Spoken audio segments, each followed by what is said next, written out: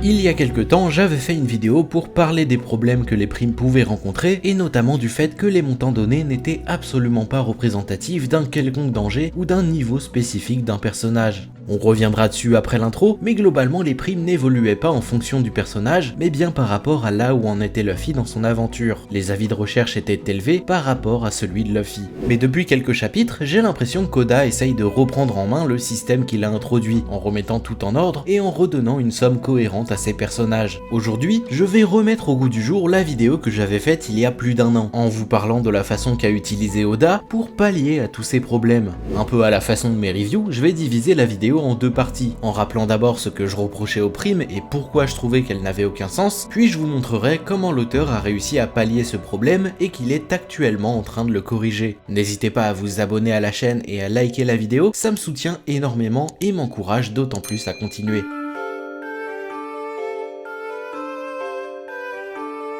Depuis le début du manga, j'ai cette impression que les primes n'ont pas vraiment de sens, mais ne sont surtout pas représentatives du personnage à qui elles ont été attribuées. En effet, au fur et à mesure que Luffy avance dans son aventure, les primes vont être de plus en plus élevées, pour montrer que les adversaires qu'il croise sont de plus en plus forts et qu'il passe à un niveau toujours supérieur. Sur East Blue, on passe de Baggy et sa prime de 15 millions, à Kuro à 16 millions, Don Krieg qui est à 17 millions, pour finir avec Arlong qui est à 20 millions. En battant tous ces personnages, Luffy obtient un premier avis de recherche à 30 millions de berry, et dès lors, il est pris pour un des plus grands criminels au monde qu'il faut à tout prix arrêter, en nous montrant même les soldats de la marine qui ont peur d'intervenir, et qu'il faut bien sûr un courage immense pour s'en prendre à un tel pirate. Aujourd'hui, la première prime de Luffy est ridicule quand on a conscience des montants qui ont déjà été attribués par le passé. Mais évidemment, c'est le début de l'histoire, et c'est très efficace pour crédibiliser Luffy et ses adversaires, en mentionnant notamment qu'habituellement, les avis de recherche des personnes sur East Blue, qui est décrit comme étant la région la plus faible du globe, tournent autour de 3 millions de berry. Alors pour commencer et introduire l'aventure des Mugiwara, c'est assez bien fait, et ça ne pose pas vraiment de problème. Pour autant, dès leur entrée dans Grand Line, ce système d'attribuer des primes de plus en plus grandes et de rendre les ennemis de plus en plus menaçants va continuer. On rencontre alors Crocodile et sa prime de 81 millions, ainsi que Robin,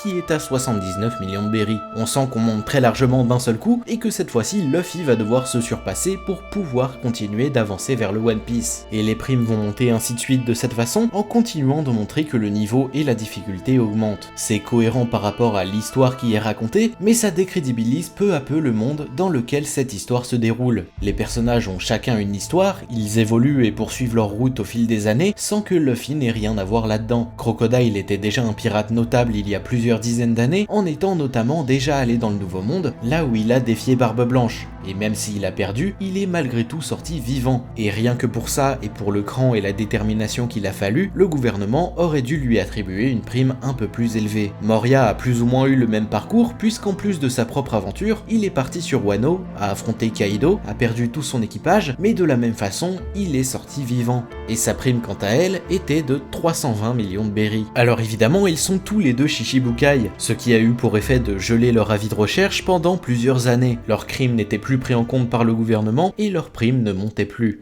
Mais en comparaison, il n'a fallu qu'une seule expédition à Hancock en dehors d'Amazon Lily lorsqu'elle avait 18 ans pour qu'elle obtienne une prime de 80 millions de berry, et que le gouvernement ne lui propose alors de rejoindre l'ordre des grands corsaires. Dans ma première vidéo, j'avais pris l'exemple de Ace qui, même s'il est un pirate plutôt jeune, a une prime de 550 millions de berry, ce qui est énorme par rapport au moment où on le rencontre. Pour autant, ce n'est pas sur Alabasta qu'on l'apprend, mais bien après sa mort, lors d'une exposition supervisée par Oda. Cette exposition a eu lieu en 2012, soit dans le manga, plus ou moins à la fin de l'arc de l'île des hommes poissons. Et à ce moment-là, les primes les plus élevées connues tournaient autour de 300 millions de berry, avec celle des supernovas par exemple. 550 millions est alors une somme absolument folle à ce moment-là, mais elle devient vite ridicule lorsqu'on commence à rentrer plus profondément dans le Nouveau Monde. En effet, Ace est un commandant de Yonko, et même plus puisqu'il est le bras gauche de Barbe Blanche. En découvrant la plupart des primes des autres Yonko, on se rend compte que celle du frère de Luffy n'est pas vraiment digne de sa position. La prime de Queen, qui est lui aussi troisième de l'équipage de Kaido, est de 1,3 320 millions de berry, et même la plupart des commandants de Big Mom ont une prime supérieure à la sienne. Le fait que Ace ait une prime largement plus faible que son capitaine et même que celle de Marco montre bien qu'il y a longtemps eu une anomalie dans ce système, et ce, même en n'ayant que 3 ans d'activité dans la piraterie. En comparaison, il a fallu moins d'1 an à Luffy pour avoir la prime qu'il a aujourd'hui. Les 2 ans d'ellipse ne comptent pas, puisqu'il avait littéralement disparu et le monde n'avait aucune nouvelle des Mugiwara. Il est évident que mettre une prime à plus d'1 milliard juste après l'ellipse aurait été démesuré et n'aurait pas fait de sens avant un moment. Néanmoins, tout le problème que j'ai décrit jusqu'ici a plus ou moins été résolu depuis plusieurs chapitres.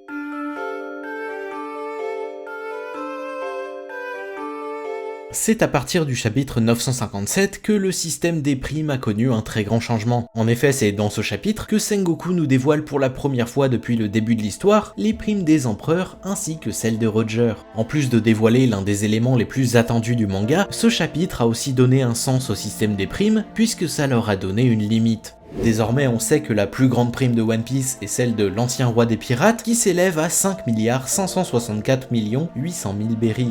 En ayant en tête cette limite, il est désormais beaucoup plus simple de doser le montant des avis de recherche et de créer une échelle précise qui n'évoluera plus au fil du temps. Et établir le montant pour la capture de Roger au commencement aurait été selon moi la solution pour rendre cohérent ce système et que les personnages soient perçus à leur juste valeur dès le début. Aujourd'hui, on a une idée du montant que devrait atteindre Luffy à la fin de son aventure, et en sachant ça avant, on aurait facilement pu éviter à Robin par exemple des primes aussi basses, qui sont totalement dérisoires par rapport à la menace qu'elle représente pour le monde et pour le gouvernement mondial. Si 79 millions était une somme extrêmement élevée à partir d'Alabasta, elle devient ridicule dès l'arrivée aux archipels Sabondi et face à celle de Luffy. Et je ne parle même pas de l'augmentation qu'elle a eue après Enies Lobby, alors que le gouvernement a littéralement laissé s'échapper leur plus grande menace. Évidemment, établir cette limite dès le début de l'histoire aurait été un peu compliqué, puisque c'est un manga qui dure depuis plus de 25 ans, qui a souvent été rallongé par son auteur, et il est très probable que certains éléments n'étaient pas prévus, aient été modifiés ou même carrément supprimés. Il est littéralement impossible de tout prévoir dans une œuvre aussi longue. Les envies de l'auteur changent régulièrement et il ne s'imaginait certainement pas, en commençant son histoire, atteindre des montants aussi élevés. Ces erreurs et ces incohérences étaient donc inévitables et évidemment il est plutôt simple de les justifier. Crocodile est devenu grand corsaire rapidement et sa prime n'a pas connu beaucoup d'augmentation, Ace a été dans la piraterie pendant seulement 3 ans, le gouvernement ne voulait pas mettre Robin trop en lumière, on pourrait trouver plein d'exemples de ce type. Néanmoins, Oda a aujourd'hui une limite sur laquelle se baser pour ses prochaines primes, et c'est ce qu'on constate très rapidement dès la fin de la guerre de Nigashima.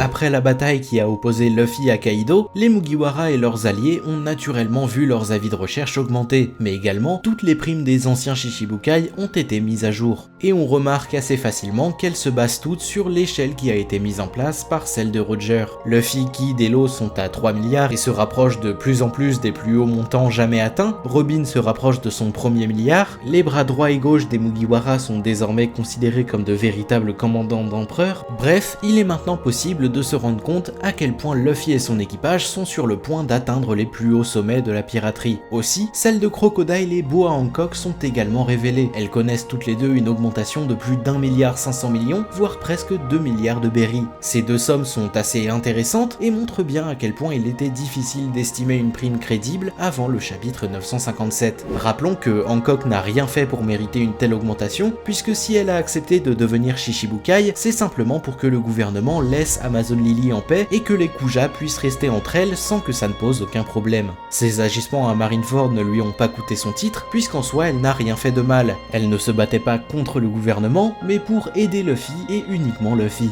Pendant l'ellipse des 2 ans, elle s'est faite plutôt discrète également, puisque là encore, elle n'a pas perdu son titre. Et si elle avait vraiment fait quelque chose qui mériterait une telle augmentation, à savoir plus d'1,5 milliard de berry, ce qui est absolument colossal, elle aurait simplement été destituée, comme l'ont été Crocodile ou même Jinbei par exemple. Elle aurait même pu être assassinée comme ils ont tenté sur Moria après la guerre de Marineford. Donc rien n'a, selon moi, justifié une telle augmentation pour l'impératrice serpent, si ce n'est qu'il est désormais possible d'établir des avis de recherche cohérents.